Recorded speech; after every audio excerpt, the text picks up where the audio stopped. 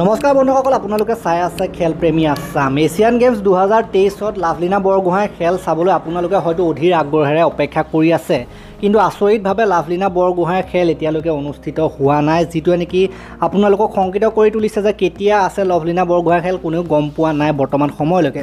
কিন্তু চিন্তা কৰিব নালাগে, এই ক্ষেত্ৰত আমাৰ হাতত তথ্য আছে, তথ্য আহি পৰিছে কিয় লাভলীনা বৰগোহাঁইৰ খেল ইমান লেট হৈছে। বাকীবিলাক বক্সিঙৰ খেল হৈ আছে যদিও কিয় লাভলীনা বৰগোহাঁই এতিয়ালৈকে খেলা নাই সেই বিষয়ে আমাৰ হাতত তথ্য আহি পৰিছে।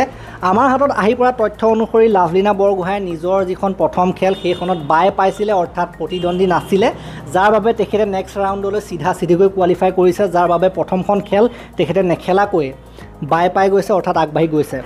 এতিয়া লাভলীনা বৰগোহাঁই চিধাই কোৱাৰ্টাৰ ফাইনেলত খেলিব আৰু সেই কোৱাৰ্টাৰ ফাইনেলখন হ'ব ছেপ্টেম্বৰৰ 30 তাৰিখে কোৰিয়াৰ বক্সাৰৰ লগত তেখেতে খেলিব কোৱাৰ্টাৰ ফাইনেলখন। আৰু কোৱাৰ্টাৰ ফাইনেল জিকাৰ লগে লগে ছেমি ফাইনেলত প্ৰৱেশ কৰিব আৰু এইখন জিকাৰ লগে লগে তেখেতৰ মেডেলো ফিক্স হ'ব, অৰ্থাৎ এখন জিকাৰ লগে লগে তেখেতৰ মেডেলো ফিক্স হ'ব, যিহেতু আপোনালোকে জানে যে বক্সিঙত দুটাকৈ ব্ৰঞ্জৰ পদক দিয়ে।